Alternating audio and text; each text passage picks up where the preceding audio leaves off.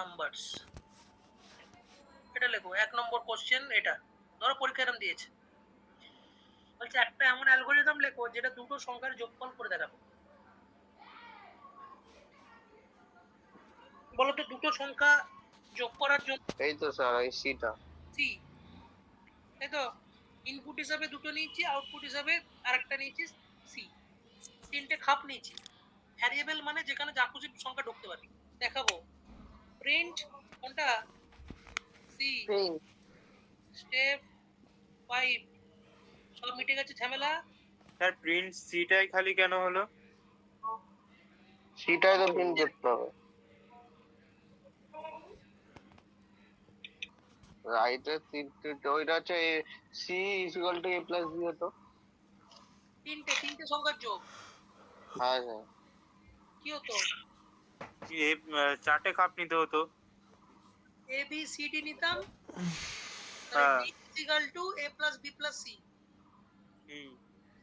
ঠিক আছে, আমি এখানে এবিসি নাম নিয়েছি, তুমি যা খুশি নাম নিতে পারো। বলো, এটা খুব সোজা।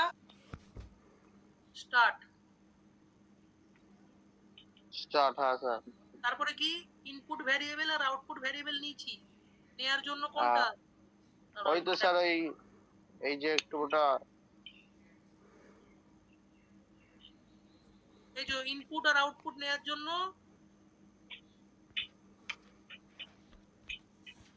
ইন্টিজার টাইপ তিনটে ভ্যারিয়েবল নেব, এ বি সি। লেখার নিয়ম এটা।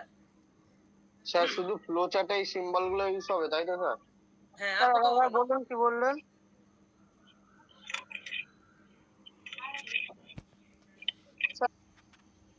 ঠিক আছে, আমি একবার বলে দিচ্ছি। ইন্টিজার, ইন্ট মানে পূর্ণ সংখ্যা, ইন্টিজার। কোথাও লিখতে হয় ফ্লোট। ফ্লোট মানে হচ্ছে দশমিক সংখ্যা, ফ্লোটিং নাম্বার। তুমি এখানে কি সংখ্যা নিয়ে কাজ করতে চাইবে তোমার ব্যাপার, কি সংখ্যা নিয়ে কাজ করবে? ইন্টিজার। ইন্টিজার নিয়ে করতে চাও, পূর্ণ সংখ্যা। তাহলে ইন্ট কটা ইন্ট হবে? এটাও ইন্ট, তিনটে। এখানে 5 নিয়েছো ধরো, এটাও ইন্ট। তাহলে যোগ করার যেটা বেরোবে সেটাও তো ইন্টই হবে নাকি? হ্যাঁ স্যার, হ্যাঁ স্যার, রাইট। তাহলে ইন্ট a, b, c লিখেছি, লাস্টে এটা সেমিকোলন দিতে হয়। সেমিকোলন কথাটার মানে হচ্ছে লাইনটা শেষ হয়েছে, সেমিকোলন। এটা লেখার নিয়ম। এটা একদম এক্সাক্ট নিয়ম শেখাচ্ছি, মানে একদম পারফেক্ট নিয়ম। কলেজে তোমাদের শর্টকাটে করতে পারে, কিন্তু ওতে বিভিন্ন স্যার আছে তো নাম্বার নাও দিতে পারে। তোমার খাতা কার কাছে যাবে এটা তো ভগবান জানে, তাই না? তো স্টার্ট হলো, স্টার্টের পর একটা অ্যারো দেবে, এটা হলো। তারপরে মেন অপারেশন হচ্ছে প্রসেসিং। প্রসেসিং এর জন্য আমরা কি করি?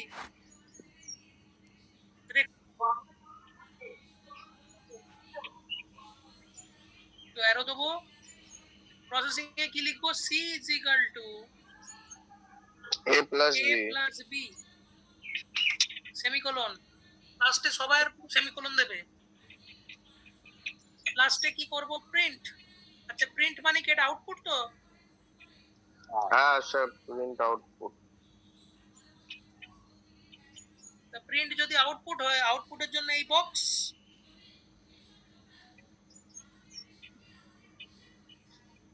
আউটপুটের জন্য হ্যাঁ স্যার বক্স। তাহলে এখানে কি লিখবো? Print C.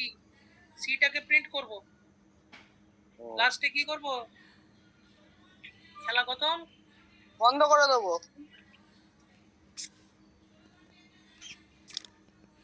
স্টপ। বলো, কে বুঝতে পারলে না? এই সেম জিনিসটার এটা হচ্ছে অ্যালগরিদম।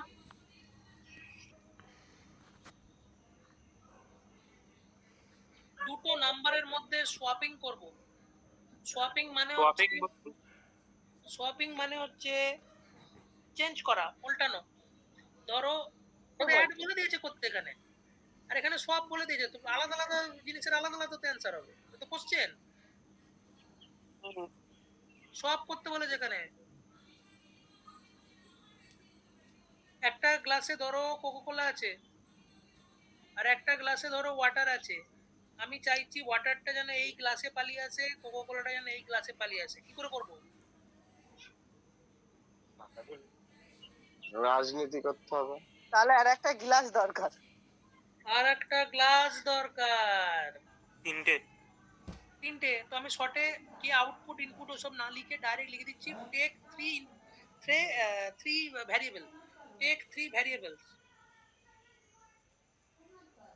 টেক বা ডাইরেক্ট এরকম লিখতে পারো take A is equal to 5, B is equal to ধরো ধরে নিলাম 20, আর সিটা ফাঁকা। ফাঁকা বোঝাতে কি বোঝাবো, কত লিখবো? 0। 0। আচ্ছা এগুলো সব ইন্টিজার তো, তো যখন আমি হ্যাঁ, ফ্লোচার্ট স্যার। করবো তখন int a is equal to 5, b is equal two 20 এইভাবে লিখবো। স্টেপ 3 দেখি কি করে করবো, বলো লজিকটা কি? ধরো এ তে আছে 5,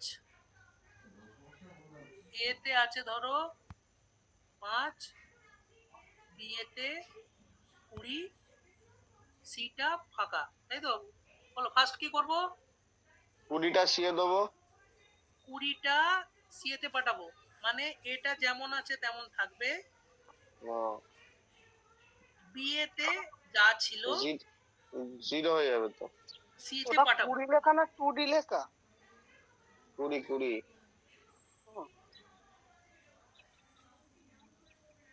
আচ্ছা এখানে নিয়ম হচ্ছে যেখান থেকে জিনিসটা যেখানে যাবে সেখানে কপি পেস্ট হবে, মানে এখানে 20 ছিল, তুমি কি করবে সি তে ঢেলে দেবে, তাহলে সি তে এখন চলে আসবে 20, এখানেতেও 20টা রয়ে যাবে। কপি পেস্ট, বুঝলে তো? কপি পেস্ট হ্যাঁ মুভ স্যার, হচ্ছে না কিন্তু, কপি পেস্ট। বুঝছি ঠিক আছে, তো এই জিনিসটা করবো কি করে, লিখবো কি করে? লেখার নিয়ম হচ্ছে কোথায় দিচ্ছ, সি তে দিচ্ছি তাই তো, কোথা থেকে ঢুকছে, বি হ্যাঁ, থেকে ঢুকছে, বি থেকে। তাহলে লেখার নিয়ম হচ্ছে C is equal to B, B is equal to C লিখলে হবে না, C is equal to B এর কথাটার মানে হচ্ছে বি এর মালটা সিতে যাবে, বি বুঝে এর গেল? মালটা, তাই তো স্যার? তাহলে এখানে আমি লিখবো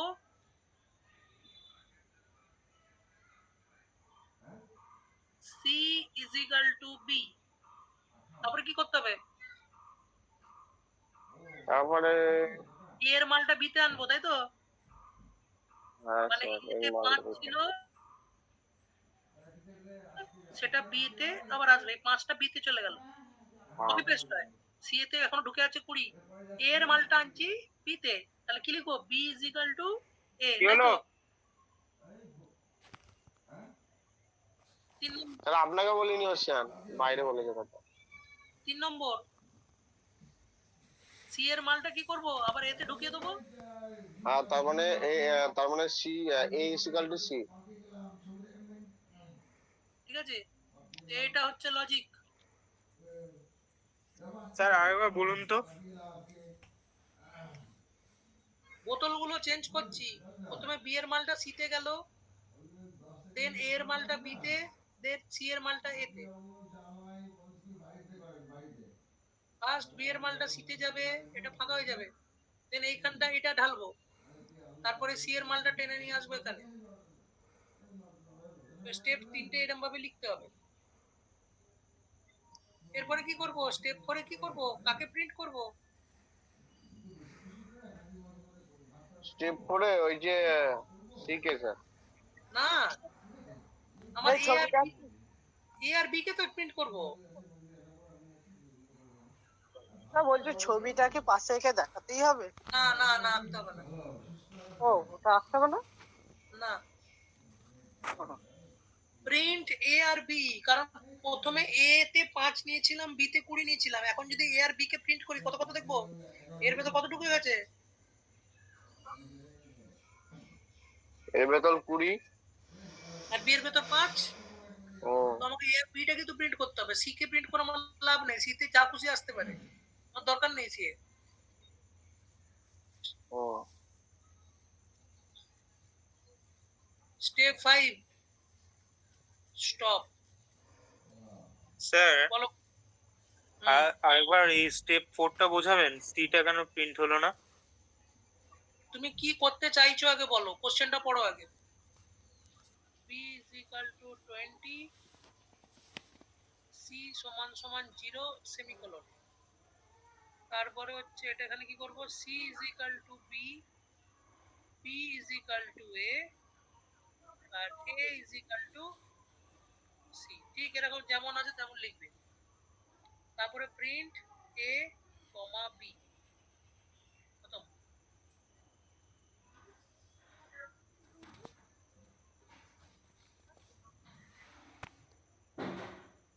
বড় কোনটা ছোট, অ্যালগরিদম করে বলো। ঠিক আছে। ও স্টেপ 1 বলো কি হবে, ঝপঝপ। স্টেপ 1 হচ্ছে স্টার্ট।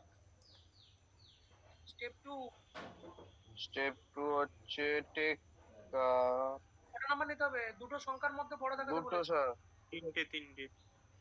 দুটো। the দুটো সংখ্যার maximum of বড় 2 বড় numbers। সংখ্যা দেখাতে গেলে তিনটের দরকার নেই তো, দুটো দিতে হয়ে যাবে। হ্যাঁ sir. 2 numbers a and b, তাই তো। হুম। স্টেপ 3 কি করব,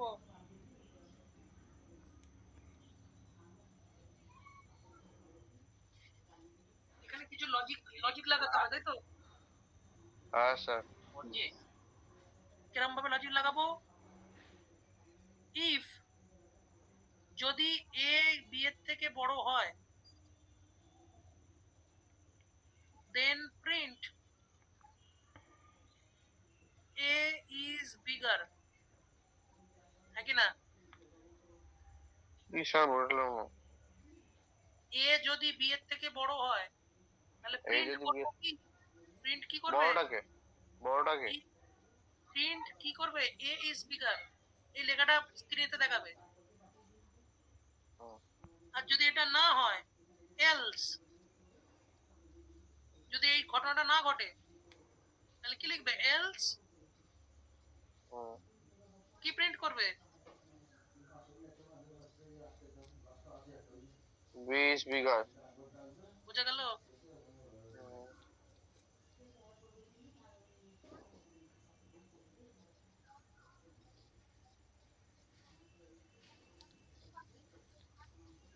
যদি a b এর থেকে বড় হয় তাহলে a প্রিন্ট করবে, মানে এটা বড় প্রিন্ট হবে।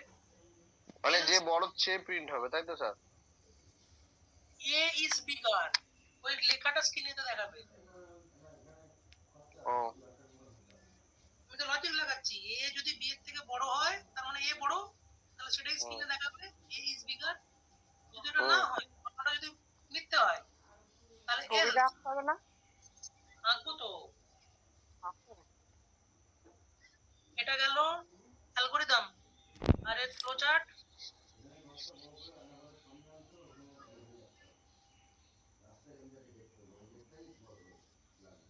স্টার্ট, দুটো ইনপুট নেব, তাহলে ইন্ট নিচ্ছি a, b। তারপরে এখানে লাগবে ডিসিশন মেকিং ব্লক, মানে ডিসিশন নেবে কে বড় কে ছোট, এটা ডিসিশন মেকিং ব্লক বক্স দেখবে লেখা আছে। হুম। চেক করাবো, ইজ এ কি বি এর থেকে বড়, জিজ্ঞাসার চিহ্ন। ডিসিশন কি হয়, হয় ইয়েস হবে, হয় ঘটনাটা সত্য হবে, নাহলে মিথ্যা হবে, তাই তো। হ্যাঁ হ্যাঁ। যদি ঘটনাটা সত্য হয় কি লেখা উঠবে, কি প্রিন্ট হবে, যদি ঘটনাটা সত্য হয়, বলো ঘটনা সত্য হলে কি লেখা, কি প্রিন্ট হবে স্ক্রিনে। A is bigger. A is bigger. আর যদি না হয় নো, যদি না হয় int Big is bigger. b is bigger। হয়ে গেল, এখান থেকে এলো এখান থেকে এলো, দুটোকে জুড়ে খতম।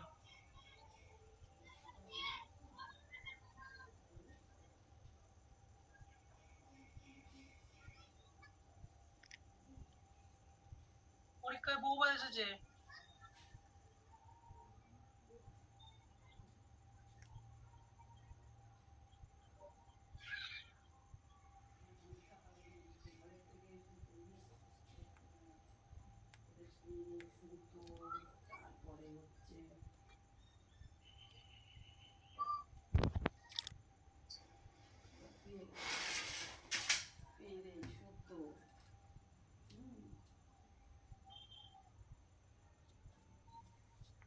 লিখে নাও,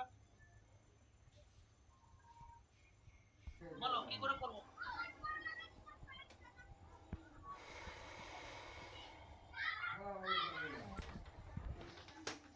লজিকটা কি হবে?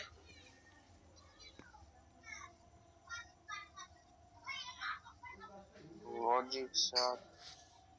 তিনটে সংখ্যা আছে, তিনটে কি বড় এই বড়। বিগার, ভালো করে বোঝো। হ্যাঁ করছি জিনিসটা বোঝো আগে। প্রথমে এ বি এর সাথে চেক করব, বললো এ বড়, ওকে। তখন এ কে সি এর সাথে চেক করব, তখনও যদি এ বড় হয় তাহলে এ ইজ বিগার। আচ্ছা যদি এটা এটা সত্যি না হতো তখন কি অ্যান্সার হতো? এ এর সাথে সি কে কম্পেয়ার করেছি, এখন যদি এ বড় না হতো তাহলে কি কে বড় হতো? সি। C is bigger. এনে একটা ধরে স্টপ। তোদের লিখতে কি হয় রে? এ লিখছিলামই স্যার, বুঝছিলাম না বিষয়টা। স্ক্রিনশট মারো আগে, অফ হয়ে যাবে। তোরা তো কালকে তো না দেখো আমার বুঝে কতগুলো করছিস। ব্যাচ আছে, কালকে 6টা ব্যাচ আছে। এবারে এর এই যে করলো, কালকে যদি কারেন্ট না আসে হয়ে গেল। এর জন্য বলে একটা ইনভার্টার লাগান। আচ্ছা ইনভার্টার নিয়ে নিই, আর নাহলে সেটা কোথায় জেনারেটার ব্যবস্থা কোথায়? জেনারেটার জেনারেটর নেই, ইনভার্টারই কিনতে হবে দেখছি। এ খুব খুব জ্বালাতন করছে, খুব জ্বালাতন। একটা ডিজি কিনে নিন, ডিজি ইনভার্টার স্যার, নিয়ে নিই, নাহলে ডিজি। স্যার আপাতত আবার ডিজি এমনি স্যার আপনি বানিয়ে নিন না, অত দরকার কি? আপনি তো পারবেন স্যার। বানাতে সবই পারি, আবার বানাবো থেকে আমি বানালে এফিসিয়েন্ট হবে না। আর যেগুলো কোম্পানি থেকে মাল রেডি হয়ে আসছে ওগুলো ভালো হবে, এফিসিয়েন্ট। ঠিক আছে, ওগুলো দাম বেশি পড়বে, আমি বানালে কম খরচে হয়ে যাবে, তো অতটা হ্যাঁ, efficient হবে না। আচ্ছা যাই হোক, তোমাদের মাল বাড়িটা কিছু শোনো শোনো শোনো, আশা করি লজিকটা বুঝতে পেরেছো। তোমরা কার কার ফ্লোচার্টে দেখবে আমি লিখে দিচ্ছি, পরীক্ষায় এর ভেতর থেকেই কোশ্চেন দেবে। এই চারটে যেগুলো করালাম এর সাথে হচ্ছে 5 নম্বর কোশ্চেন হচ্ছে লিখবে রাইট হ্যান্ড ফ্লোচার্ট। এটা কার কাছে, হ্যাঁ, সাম অ্যাডিস সাম সামেশন অফ ফার্স্ট 10 নাম্বারস, মানে প্রথম 10টা সংখ্যা যোগ করবে, এরকম একটা প্রোগ্রাম বানাতে বলেছে, ফ্লোচার্ট। ঠিক আছে, এগুলো করবে, নেটে আছে, কিন্তু আমি বলবো তুমি নিজে নিজে করে লজিকটা বানানোর চেষ্টা করো, যদি করে ফেলো পরীক্ষার হলে যা দেবে দিয়ে যাবে। তারপরে হচ্ছে রাইট ফ্লোচার্ট, ফ্লোচার্ট টু, সব ফ্লোচার্টের কিন্তু, ঠিক আছে, হ্যাঁ স্যার। তুমি অ্যালগরিদমে লিখতে পারো। Flowchart to find the given year is leap year or not। এগুলো না পারলে আমি করিয়ে দেবো। মানে তো আমি ধরো বললাম 2010 সাল দিলাম, এবার ওই প্রোগ্রামটাতে দিলে প্রোগ্রামটা অটোমেটিক বলে দেবে এটা লিপ ইয়ার কি লিপ ইয়ার নয়। তাহলে তোমাকে আগে জানতে হবে লিপ ইয়ার কি লিপ ইয়ার নয় এর ফর্মুলা কি, তাই তো? কিভাবে আমরা লিপ ইয়ার, এই যে তোমাদের অ্যাপস গুলো আছে, অ্যাপস গুলো ওইভাবেই কাজ করে, এর ব্যাক এন্ডে এই লজিক গুলো কাজ কাজ 7। আচ্ছা লিপ ইয়ার গেল, এরপর হচ্ছে ভাওয়েল আর consonant, find given alphabet, alphabet is vowel or consonant। আচ্ছা ভাওয়েল কোনগুলো? এই আই ও ইউ তাহলে তুমি যাই দেবে, ধর আমি এস দিয়েছি, ওটা চেক করবে কার সাথে, এ এর সাথে বা ই এর সাথে বা আই বা ও বা ইউ, তাই তো? যদি হ্যাঁ, যে কোনো একটা এর মধ্যে যে কোনো একটা স্যাটিসফাই করে যায় তাহলে বলবে এটা ভাওয়েল। আর যদি এটার মধ্যে স্যাটিসফাই, পাঁচটার মধ্যে স্যাটিসফাই না করে তাহলে বলবো ইট ইজ কনসোনেন্ট। বিগট বুঝে গেল? তো এই লজিকটা তোমরা সব নেটে দেয়া আছে, কিন্তু আই গেল। Tata sir. Hello hello testing mic testing. আসছে বছর স্যার আবার হবে, টাটা। এ বাচ্চা